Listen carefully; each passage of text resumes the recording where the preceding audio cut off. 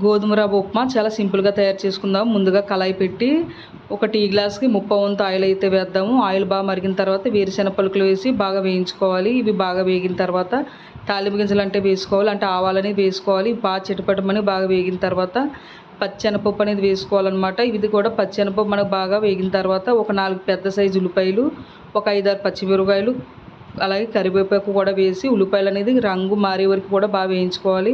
ఈలోగా రవ్వ అనేది మనం కొలిచి పెట్టుకోవాలి. నేను అర కేజీ నూకైతే తీసుకుంటున్నాను గోధుమ రవ్వ.